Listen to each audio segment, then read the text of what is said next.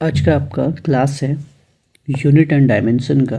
ये फिजिक्स का basic level का बिल्कुल क्लास रहेगा आपका, जो क्लास 11th का पहला चैप्टर है। और अगर आप 9th में पढ़ते हैं उसमें भी यूनिट एंड डायमेंशन होता है, ठीक है। तो क्या है, हिंदी में कहते हैं इसको मात्रक एवं विमा, जिसको इंग्लिश में कहते हैं यूनिट एंड डायमेंशन, ठीक है। तो यूनिट एंड डायमेंशन जो है हम लोग उसको पढ़ेंगे, ठीक है। अब क्या है कि फिजिक्स में ना कि जो फिजिकल क्वांटिटीज़ होते हैं, जो फिजिकल जो क्वांटिटीज़ होते हैं उनको मापना पड़ता है, मतलब उसका एक वैल्यू सेटन आपको बताना पड़ता है ना। तो उसके लिए हमको मात्रक की ज़रूरत होती है, मतलब जितने भी फिजिक्स की क्वांटिटीज़ हैं, ठीक है। ये फिजिक्स में आप जो भी पढ़ते हो, धक्का लगाया, बल है, ठीक है, स्पीड है, आपका जो भी सारी चीज़ें हैं, तो उसका एक क्या होता है, सर्टन एक मात्रक होता है। उसके द्वारा हम लोग क्या करते हैं, उसको डिफाइन करते हैं कि हमने कितना फोर्स लगाया, हमने कितना काम किया। ये जस्ट लाइक ऐसा होता है। वो आहिस्ते आहिस्ते आपको चीज़ें आपको समझ में आते जाएंगी, ठीक है। तो सबसे पहले आपको बेसिक चीज़ पता है कि फिजिक्स क्या है भैया, कि हम लोग क्या करते हैं, इसमें फिजिकल घटना जितनी सारी होती है हमारे दुनिया में, हम लोग उसके बारे में पढ़ते हैं। ज़्यादा लोड लेने की ज़रूरत नहीं, बिल्कुल आसान सा डिफिनेशन ये रखना है आपको पता, ठीक है। तो फिजिक्स ये हो गया। अब फिजिक्स में जो भी फिजिकल घटना है उसको हमको मापना है, उसको बताना है लोगों को, भैया ये इतना रहा ये काम, ठीक है। तो अब क्या है, तो सबसे पहले आपको मात्रक की जरूरत पड़ेगी। किसी भी चीज़ को मापने के लिए मात्रक की जरूरत पड़ती है। तो अगर हम लोग किसी भी फिजिकल घटना को डिफाइन करेंगे तो उसके लिए हमको मात्रक की आवश्यकता होगी, ठीक है। तो चलिए, तो सबसे पहले आप मात्रक को समझिए। तो ये हो गया आपका यूनिट, और उसके साथ डायमेंशन होगा, ठीक है, कि हमारा काम जो हुआ वो किस प्रकार का हुआ, उसमें क्या क्या चीज़ें हुई, ठीक है। आगे बढ़ते हैं। तो क्या है कि फिजिकल क्वांटिटी क्या है, फिजिक्स की वो घटना, जो घटना होगी उसको आप क्या करेंगे कि कैसे मापेंगे, वो सारी चीज़ें हैं इसमें। तो चलिए हम लोग इसका डिफिनेशन पढ़ते हैं। फिजिकल क्वांटिटी क्या है, तो भौतिक राशियाँ पदार्थ का वह गुण है जिसका मापन किया जा सकता है तथा उसके मापन को संख्या द्वारा प्रदर्शित किया जा सकता है। मतलब क्या होता है कि फिजिकल क्वांटिटीज़ वो होता है कि फिजिक्स की जितनी भी घटनाएं हैं, चाहे वो संवेग हो, आवेग हो या बल हो, जिसको कहते हैं मोमेंटम, इम्पल्स, फोर्स, जितनी भी फिजिकल घटना है उसको आपको क्या करना है, संख्या के द्वारा, ठीक है, बताना है, क्वांटिटी के रूप में बताना है कि कितना संवेग रहा, कितना आवेग रहा। तो ये सारी घटनाएं जो किस में होंगी, फिजिक्स की है, और आप इसको जो बताते हैं वही क्या होता है, फिजिकल क्वांटिटी। जैसे आपको रुपया चाहिए, पापा से कहते हैं भैया हमको रुपया चाहिए, तो रुपया चाहिए, कितना रुपया चाहिए, तो 10 रुपये चाहिए। तो इसने आपने क्या किया, एक क्वांटिटी बताया, ठीक है। उसी प्रकार की फिजिकल जो घटना होंगी उसकी क्वांटिटी को जो हम बताएंगे तो वो क्या कहलाएंगी, फिजिकल क्वांटिटी, ठीक है। आगे बढ़ते हैं। अब क्या है कि फिजिकल क्वांटिटी जो है इसको हम लोग क्या कहते हैं, तो इसमें है मात्रक। मात्रक क्या है कि किसी भी भौतिक राशि को व्यक्त करने के लिए दो राशियों की आवश्यकता होती है। अगर आप किसी भी फिजिकल क्वांटिटी को बताएंगे ना, तो उसके लिए क्या करेंगे, आपको दो चीज़ों की जरूरत पड़ेगी। पहला है संख्या और उसका यूनिट। अगर आप कोई भी फिजिकल क्वांटिटी को डिफाइन करते हैं तो आपको चाहिए, एक संख्या चाहिए, दूसरा उसका यूनिट चाहिए। जैसे एग्जाम्पल के रूप में यहाँ कह दिया गया है 2 kg, रुपया चाहिए 10 रुपया, ठीक है। तो फिजिकल, मैं फिर से एक बार बता रहा हूँ कि फिजिकल क्वांटिटीज़ क्या होता है कि भौतिक की जितनी घटनाएं हैं वो फिजिकल क्वांटिटी हो गई। आप उसको जो डिफाइन करेंगे यूनिट के द्वारा डिफाइन करेंगे, और जब भी आप फिजिकल क्वांटिटी को डिफाइन करेंगे तो दो चीज़ चाहिए होगा, एक चाहिए होगा नंबर और दूसरा चाहिए होगा यूनिट, उसका मात्रक, ठीक है। चलिए आगे बढ़ते हैं। अब क्या है कि मापना, मात्रक पद्धति। हम लोग किसी भी चीज़ को मापते हैं तो उसकी क्या पद्धति क्या है, प्रोसेस क्या है, किसके द्वारा मापते हैं, ठीक है। तो भौतिक राशियों के मापन की मुख्यतः 3 पद्धतियां हैं जो काफ़ी प्रचलित हैं। पहला है आपका CGS unit system, FPS unit system और एमकेएस यूनिट सिस्टम। अब ये जो है आपका सीजीएस यूनिट सिस्टम क्या है, आपने 9th में भी पढ़ा होगा। तो सीजीएस में होता है, सी से हम लोग कहते हैं सेंटीमीटर, और जी से ग्राम, और एस से सेकेंड। यहाँ दिया हुआ है आपको, सी से हम लोग सेंटीमीटर, मतलब किसी चीज़ की लंबाई को मापेंगे तो सेंटीमीटर में अगर मापते हैं तो वो सीजीएस यूनिट में आ जाएगा, और द्रव्यमान है उसको हम लोग ग्राम में मापते हैं, और टाइम है उसको हम लोग सेकेंड में मापते हैं। तो ये जो सीजीएस यूनिट सिस्टम है, ठीक है, अगर आपको क्वेश्चन में पूछ दिया जाए कि हम लोग अगर लंबाई को सेंटीमीटर में मापेंगे तो वो कौन सा यूनिट सिस्टम का होगा, तो वो सीजीएस यूनिट सिस्टम का होगा। क्या है, दिस इज कॉल्ड फ्रेंच और मैट्रिक मेथड। इसको क्या कहते हैं, फ्रेंच और मैट्रिक मेथड भी कहते हैं।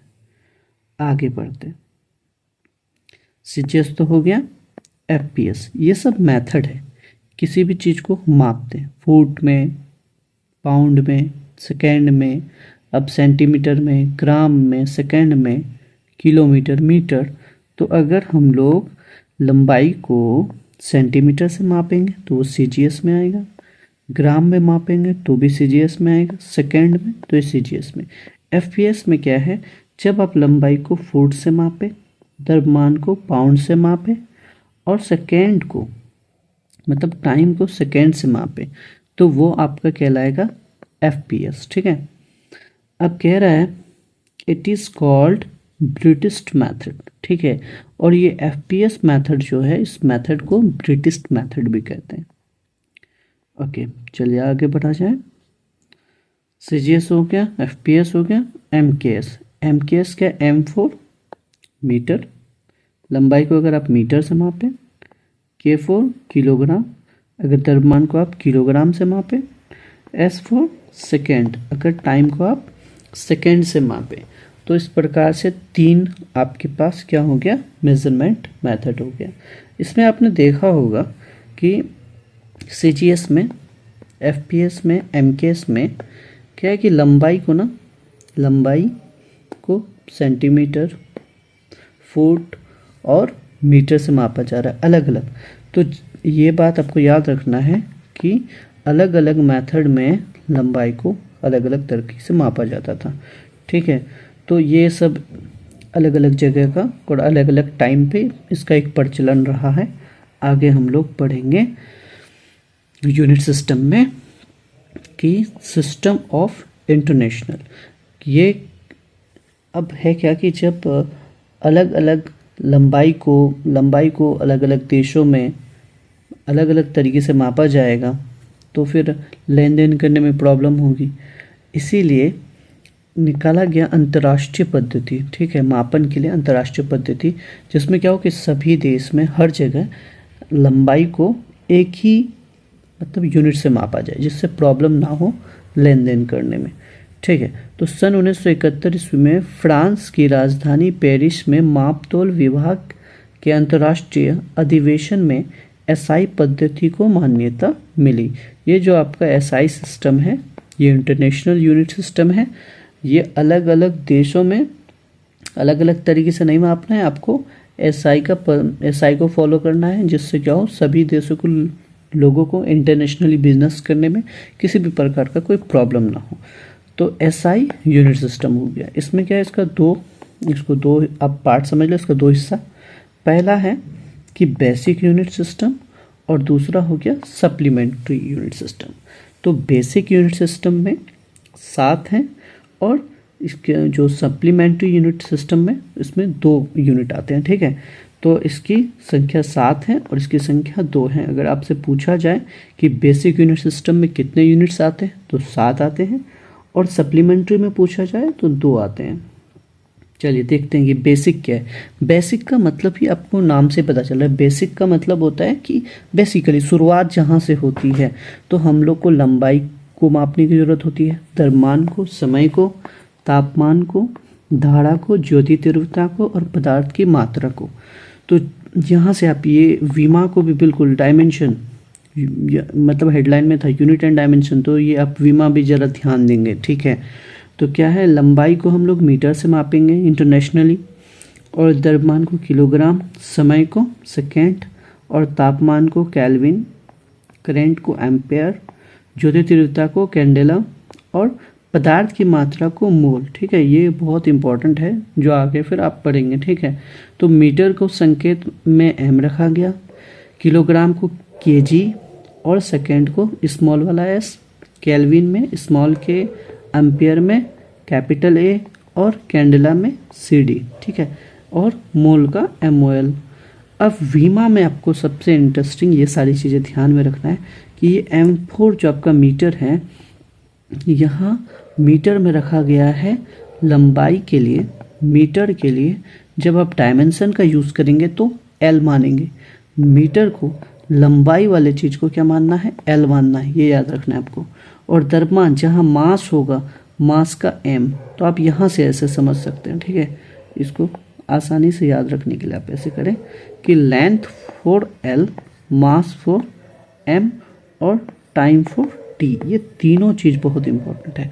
आपको डायमेंशन में ये बस 3 चीज़ आप याद रखेंगे तो आपका काम चल जाएगा कि लेंथ, मास और टाइम, L, M और T, ठीक है। फिर इससे आप जा कर के आगे जब डायमेंशन बनाएंगे तो उसमें होगा, उसका यूज़ होगा, ठीक है। आपका LMT भी ज़्यादा यूज़ होगा, केल्विन का K, एम्पियर का A, कैंडेला का C, मोल का N, ठीक है। लेकिन आपको LMT को नहीं भूलना, L फॉर लेंथ, मास और टाइम। चलिए, सप्लीमेंट्री यूनिट्स क्या है, 2 यूनिट्स अलग से हैं। तो एक हो जाता है समतल कोण, रेडियन, RAD। जब हम लोग एंगल को जो मापते हैं तो रेडियन का यूज़ करते हैं, लेकिन एंगल क्या हो, अगर सॉलिड हो, ये वाला एंगल हो तो रेडियन, और ये वाला एंगल का यूज़ हो, मतलब इस वाला एंगल को मापेंगे तो हम लोग यहाँ पे स्ट्रेडियन का यूज़ करते हैं। ये सॉलिड एंगल है, ठीक है, जस्ट लाइक 3D टाइप का स्ट्रक्चर, ठीक है। चलिए, तो यूनिट सिस्टम को हमने बहुत अच्छे से पढ़ा है।